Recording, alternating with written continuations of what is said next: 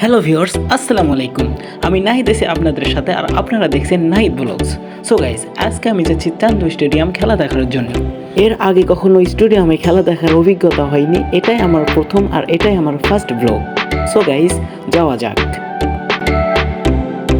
স্টেডিয়ামে যাওয়ার জন্য আমরা কলোনি থেকে একটা রিক্সা ভাড়া করেছি। রিক্সা মামা আমাদের থেকে ভাড়া নিয়েছে 30 টাকা।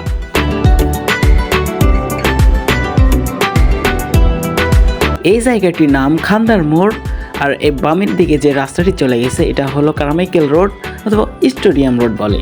আমরা এই রাস্তা দিয়ে স্টেডিয়ামের দিকে যাব। খুবই ব্যস্ত রাস্তা, এই রাস্তা দিয়ে সবসময় অটো, ভ্যান, রিক্সা চলাচল করে।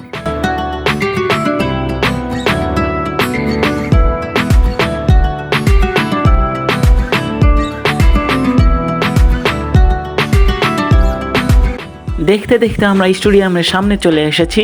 এখানে চেক করার পর প্রবেশ করতে হবে। চেক করতেছে, আমরা চেক করার পর ভিতরে প্রবেশ করি।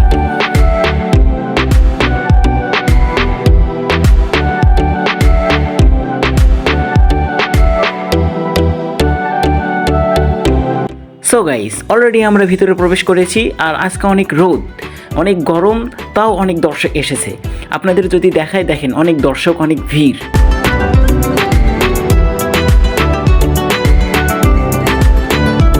এখন গ্যালারিতে বসে খেলা উপভোগ করি আর আপনাদের কাছেও কিছু শেয়ার করি।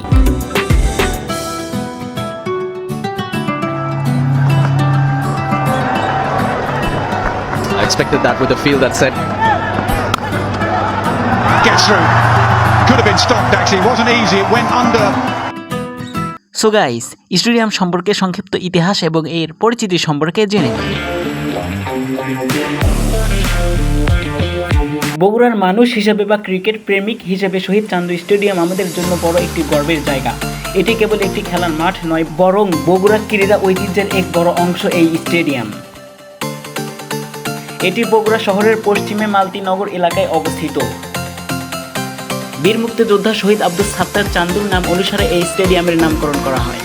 2006 সালে এটি আন্তর্জাতিক ক্রিকেট ভেন্যু হিসেবে স্বীকৃতি পায়। ওই বছরে এখানে বাংলাদেশ ও শ্রীলঙ্কার মধ্যে প্রথম ওয়ানডে ম্যাচ অনুষ্ঠিত হয়েছিল। সেই বছরেই বাংলাদেশ শ্রীলঙ্কাকে হারিয়ে জয় লাভ করেছিল। Hi, I'm Sharian Hafiz, 20 years of age, left and back.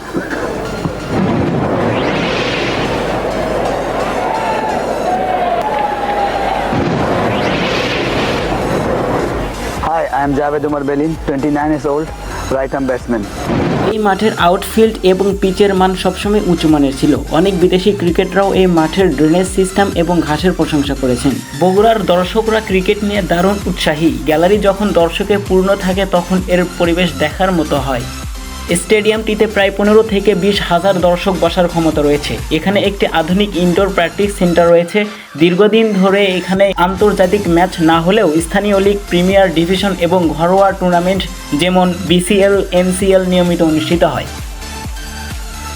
একটি আক্ষেপের কথা, 2006 সালের পর এখানে আর কোনো বড় আন্তর্জাতিক ম্যাচ অনুষ্ঠিত হয়নি। এটি বগুড়াবাসীর জন্য দীর্ঘদিনের মন খারাপের কারণ। মাঝে মাঝে রক্ষণাবেক্ষণ এবং বিসিবির সাথে সমন্বয় নিয়ে কিছু জটিলতা হলেও মাঠটি এখনও খেলার জন্য একদম প্রস্তুত। সরকারের কাছে বিশেষ আবেদন, আবারও আন্তর্জাতিক ম্যাচ দেওয়া হোক। আজ সূর্যের তাপ প্রবল, যার কারণে আমাদের জায়গা পরিবর্তন করতে হচ্ছে ছায়ার উদ্দেশ্যে। যতই ছায়া খোঁজো, ছায়ার দেখা নাই। শেষ পর্যন্ত আমাদের রোদের মধ্যেই বসতে হচ্ছে। এগুলো করতে করতে দেখি খেলার প্রথমাংশ শেষ। এখন দ্বিতীয় অংশের জন্য প্লেয়ারেরা প্রস্তুতি নিচ্ছে। ও একটা কথা বলতেই ভুলে গেছি, আজ খেলা হচ্ছে বাংলাদেশের উত্তরাঞ্চল বনাম পূর্বাঞ্চল, নর্থ ভার্সেস ইস্ট। অতিরিক্ত রোদ ও গরম হওয়ার কারণে আমরা চলে যাচ্ছি, কারণ এখন রমজান মাস, চাইলেও পানি খেতে পারবো না। গেট থেকে বের হয়ে ম্যাচের উদ্দেশ্যে রওনা দিলাম। ইতিমধ্যে উপরে তাকিয়ে দেখি একটা যুদ্ধবিমান শো করে উড়ে গেল। অনেক সুন্দর না দৃশ্যটা? যাওয়ার পথে দেখলাম সুন্দর সুন্দর কিছু গ্যাজেট, দুইজন হুজুর এগুলো নিয়ে বিক্রি করতেছে। গ্যাজেটগুলো অনেক সুন্দর লাগলো। অনলাইন ছাড়া এগুলো সচরাচর কোনো দোকানে পাওয়া যায় না।